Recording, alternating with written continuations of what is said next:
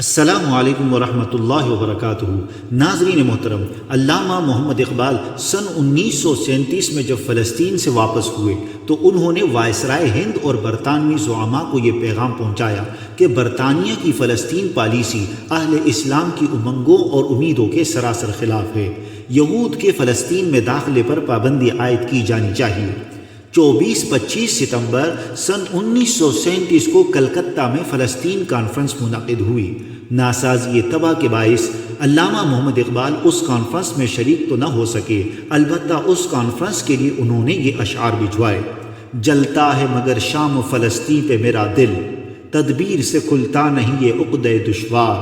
Terken جفا پیشہ کے پنجے سے نکل کر بیچارے ہیں تہذیب کے پھندے میں گرفتار۔ سن 1920 میں لیگ آف نیشنز قائم ہوئی جو برطانیہ کی طرح یہود کی مکمل حمایتی اور طرفدار تھی۔ اس کا ہیڈ کوارٹر سوئٹزرلینڈ کے شہر جنیوا میں تھا۔ اس کے اہل اسلام بالخصوص اہل فلسطین کے لیے بے فائدہ ہونے کو علامہ محمد اقبال نے عرب سے کے عنوان سے یوں بیان کیا: زمانہ اب بھی نہیں جس کے سوز سے فارغ، میں جانتا ہوں وہ آتش تیرے وجود میں ہے، تیری دوا نہ جنیوا میں ہے نہ لندن میں، فرنگ کی رگ جاں پنجے یہود میں ہے، سنا ہے میں نے غلامی سے امتوں کی نجات، خودی کی پرورش و لذت نمود میں ہے۔ علامہ محمد اقبال نے اپنے قیام فلسطین کے دوران بال جبرائیل میں ذوق و شوق کے عنوان سے موجود نظم بھی کہی، جس کے چند اشعار یہ ہیں: کیا نہیں اور غزنوی کارگاہ حیات میں، بیٹے ہیں کب سے منتظر اہل حرم کے سومنات، قافلہ حجاز میں حسین ایک بھی نہیں، گرچہ ہے تابدار ابھی گیس ہوئے دجلہ و فرات، عقل و دل و نگاہ کا مرشد اولی ہے عشق، عشق نہ ہو تو شرع و دی بت کدے تصورات، صدق خلیل بھی ہے عشق، صبر حسین بھی ہے عشق، معرکہ وجود میں بدر و حنین بھی ہے عشق، لوح بھی تو قلم بھی تو تیرا وجود الکتاب،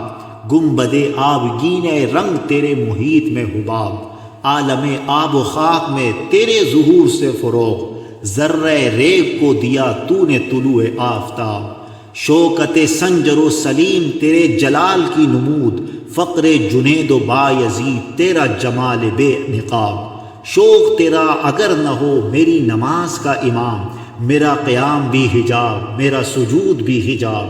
تیری نگاہ ناز سے دونوں مراد پا گئے، عقل غیاب و جستجو، عشق حضور و اضطراب۔ ضرب کلیم میں شام و فلسطین کے عنوان سے علامہ محمد اقبال کے یہ اشعار بھی ہیں: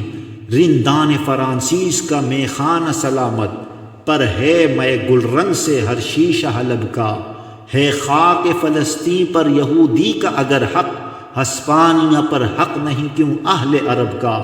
مقصد ہے ملوکیت انگلیس کا کچھ اور، قصہ نہیں نارنج کا یا شہد و رطب کا۔